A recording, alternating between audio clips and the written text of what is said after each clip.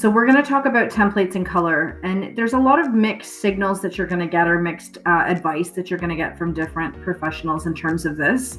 I'm going to give you my opinion, and from what I've read and whatnot. So really, we want to try really hard to stay away from templates and use plain word formatting. And the reason we want to do that is because a lot of companies are moving towards something called an applicant tracking system. Now, an applicant tracking system, what it does is essentially screens the resumes for the employer. So if you can imagine, large companies like, again, Ontario Power Generation probably gets upwards to 500, sometimes even 1,000 applicants per job.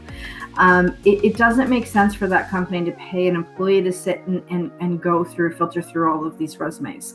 So essentially, they purchase the software that does the screening for them. So how you know it's an applicant tracking system is when you go online to apply, it usually takes you to like a portal or a place where you're going to actually have to create a username with a password, and then it usually gets you to set up a profile with your address and the jobs that you're interested in, all of that stuff.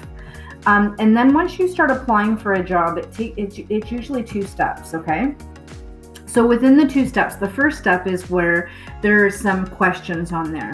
So the questions may ask you, something like, are you qualified to work in Ontario or Canada? Are you 18 years of age or older? What's the highest level of education that you've achieved? And it might be a drop-down menu. It could be how many years experience do you have in X field? And then it's a drop-down menu again. And so there's usually a series of questions. And then the second part of that will be taking you to actually upload your resume. So you upload your resume and your cover letter onto that, their system. So what it's essentially doing is assigning a point system to you. So that first step, so there are sometimes, mandatory qualifications that they need. So maybe they want somebody with a minimum of, an undergrad, a university degree. And if you don't have that university degree and you don't select that in that first part where it's asking you to select things in the drop-down menu, if you answer the wrong question, it automatically filters your resume out. They don't even look at your resume. You're just excluded from the candidacy. Okay, but if you meet whatever they're looking for, and I can't tell you what that criteria is because it's different. It's typically in that job description, and it will tell you what it is they're looking for. And if you meet that, then you pass that, then it goes to the resume. And the computer essentially scans your resume for keywords, and it assigns point values for every keyword that you get. And those keywords also come from the job description, which is why it's crucial to match. Essentially though, when you use a template, so we'll look at the one on the screen in front of us, for example, the one with the green border. You're going to see on the right hand side of that, they have this contact, the skills, and this language, and then they're using this sort of bar to measure the effectiveness in these areas. The computer has no idea what to do with this stuff, so it leaves it doesn't translate into their system. And so essentially, everything that you've gotten there, although it may use the keywords from that, it's really not taking anything else from it. So you're really losing, in this case, a third of your resume.